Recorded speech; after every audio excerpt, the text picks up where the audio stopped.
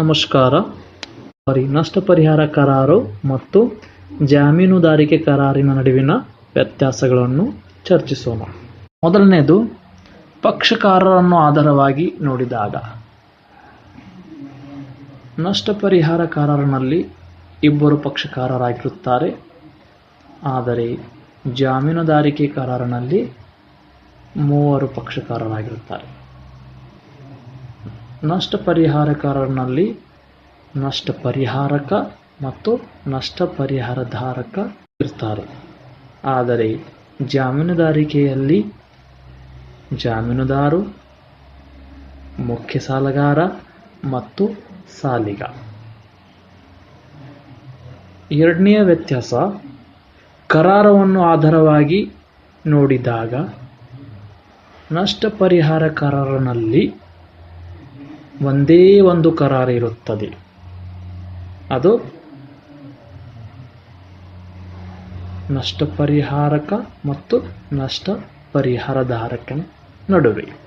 ಆದರೆ ಜಾಮೀನುದಾರಿಕೆ ಕರಾರಿನಲ್ಲಿ ಒಟ್ಟಾರೆ 3 ಕರಾರುಗಳಾಗಿರುತ್ತವೆ. ಒಂದು ಜಾಮೀನುದಾರ ಮತ್ತು ಮುಖ್ಯ ಸಾಲಗಾರ ನಡುವೆ, ಎರಡನೇದು ಜಾಮೀನುದಾರ ಮತ್ತು ಸಾಲಿಗ ನಡುವೆ, ಮೂರನೇದು ಸಾಲಿಗ ಮತ್ತು ಮುಖ್ಯ ಸಾಲಗಾರ ನಡುವೆ. ಉದ್ದೇಶವನ್ನು ಆಧಾರವಾಗಿ ನೋಡಿದಾಗ ನಷ್ಟ ಪರಿಹಾರ ಕರಾರಿನ ಉದ್ದೇಶವು ಇನ್ನೊಬ್ಬರಿಗೆ ನಷ್ಟದಿಂದ ರಕ್ಷಿಸುವುದಾಗಿರುತ್ತದೆ ಅಥವಾ ಅವನ ನಷ್ಟವನ್ನು ಪೂರ್ತಿಗೊಳಿಸುವುದಾಗಿರುತ್ತದೆ. ಆದರೆ ಜಾಮೀನುದಾರಿಕೆಯಲ್ಲಿ ಇನ್ನೊಬ್ಬ ವ್ಯಕ್ತಿಗೆ ಸಾಲಗೋಸ್ಕರ ಸಂರಕ್ಷಣೆ ಅಥವಾ ಒಂದು ರೀತಿಯಲ್ಲಿ ಜಾಮೀನು ನೀಡುವುದಾಗಿರುತ್ತದೆ. ಸಾಲಕ್ಕಾಗಿ ಜಾಮೀನು ನೀಡುವ ಉದ್ದೇಶವಾಗಿರುತ್ತದೆ. ಹೊಣೆಗಾರಿಕೆಯನ್ನು ಆಧಾರವಾಗಿ ನೋಡಿದಾಗ ನಷ್ಟ ಪರಿಹಾರ ಕರಾರಿನಲ್ಲಿ ನಷ್ಟ ಪರಿಹಾರಕನ ಹೊಣೆಗಾರಿಕೆಯು ಪ್ರಾಥಮಿಕವಾಗಿದೆ. ಆದರೆ ಜಾಮೀನುದಾರಿಕೆ ಕರಾರಿನಲ್ಲಿ ಜಾಮೀನುದಾರರ ಹೊಣೆಗಾರಿಕೆಯು ದ್ವಿತೀಯ ಸ್ವರೂಪದವಾಗಿದೆ.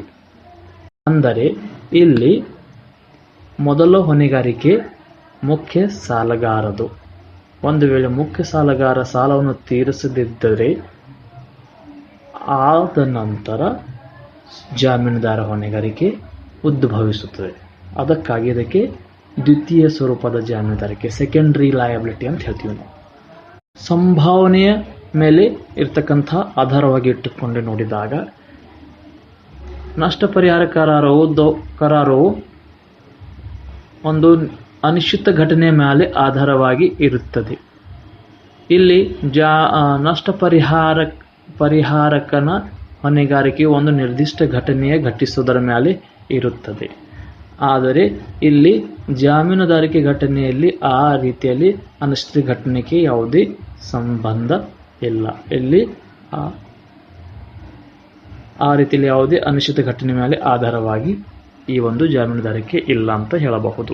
ನಷ್ಟ ಪರಿಹಾರ ಕರಾರಿನಲ್ಲಿ ನಷ್ಟ ಪರಿಹಾರಕನು ಯಾವುದೇ ರೀತಿಯಲ್ಲಿ ರಿಕ್ವೆಸ್ಟ್ ಮಾಡುವುದಿಲ್ಲ ಅಥವಾ ಯಾವುದೇ ರೀತಿಯಲ್ಲಿ ಅವರ ಹತ್ರ ಯಾವುದೇ ತರಹದ ರಿಕ್ವೆಸ್ಟನ್ನು ಮಾಡುವುದಿಲ್ಲ. ಆದರೆ ಜಾಮೀನುದಾರಿಕೆ ಕರಾರಿನಲ್ಲಿ ಅಲ್ಲಿ ಒಂದು ಮುಖ್ಯ ಸಾಲಗಾರನು ಒಂದು ಮನವಿಯನ್ನು ಕೇಳಿರ್ತಾನೆ ಅಥವಾ ಒಂದು ರಿಕ್ವೆಸ್ಟ್ ಮಾಡಿರ್ತಾನೆ. ನನ್ನ ಪರವಾಗಿ ಜಾಮೀನು ನೀಡುವಂಥ ಒಂದು ರಿಕ್ವೆಸ್ಟ್ ಮಾಡಿರ್ತಾರೆ. ಇನ್ನೊಂದು ವ್ಯತ್ಯಾಸವೇನೆಂದರೆ ಸಕ್ಷಮತೆ. ನಷ್ಟ ಪರಿಹಾರ ಕರಾರಿನಲ್ಲಿ ಇಬ್ಬರು ಕಕ್ಷಿಗಾರರು ಸಕ್ಷಮರಾಗಬೇಕು. ಇದು ಒಂದು ಮಹತ್ವದ ವಿಷಯ. ಇಬ್ಬರು ಪಕ್ಷಕಾರರು ಸಕ್ಷಮ ಇರಲೇಬೇಕು. ಆದರೆ ಜಾಮೀನುದಾರಿಕೆ ಕರಾರಿನಲ್ಲಿ ಕೆಲವು ಸಂದರ್ಭಗಳಲ್ಲಿ ಮುಖ್ಯ ಸಾಲಗಾರನು ಒಂದು ವೇಳೆ ಅಸಕ್ಷಮ ಇದ್ದರೂ ಸಹ ಜಾಮೀನುದಾರಿಕೆ ಕರಾರು ಊರ್ಜಿತವಾಗುತ್ತದೆ. ಹಕ್ಕುಗಳನ್ನು ಆಧಾರವಾಗಿ ನೋಡಿದಾಗ ನಷ್ಟ ಪರಿಹಾರ ಕರಾರಿನಲ್ಲಿ ನಷ್ಟ ಪರಿಹಾರಕನು ಮೂರನೇ ವ್ಯಕ್ತಿಯ ವಿರುದ್ಧ ಯಾವುದೇ ತರಹದ ದಾವೆ ಹೂಡುವಕ್ಕೆ ಅವಕಾಶ ಇರುವುದಿಲ್ಲ. ಆದರೆ ಜಾಮೀನುದಾರಿಕೆ ಕರಾರಿನಲ್ಲಿ ಜಾಮೀನುದಾರರನ್ನು ಸಾಲಿಗಿನ ಸಾಲವನ್ನು ತೀರಿಸಿದಾಗ ಮೂರನೇ ವ್ಯಕ್ತಿ ಅಂದರೆ ಮುಖ್ಯ ಸಾಲಗಾರನ ವಿರುದ್ಧ ಆ ಕೊಟ್ಟಿದ್ದ ಸಾಲವನ್ನು ಅಥವಾ ಕೊಟ್ಟಿದ್ದ ಹಣವನ್ನು ಪಡೆಯೋಕೆ ಹಕ್ಕನ್ನು ಹೊಂದಿರುತ್ತಾರೆ. ಇದೇ ತರಹದ ಕನ್ನಡದಲ್ಲಿ ವಿಡಿಯೋಗಾಗಿ ನಮ್ಮ ಚಾನೆಲ್ ಅನ್ನು ಸಬ್ಸ್ಕ್ರೈಬ್ ಮಾಡಿ, ಶೇರ್ ಮಾಡಿ ಮತ್ತು ಲೈಕ್ ಮಾಡಿ. Thank you.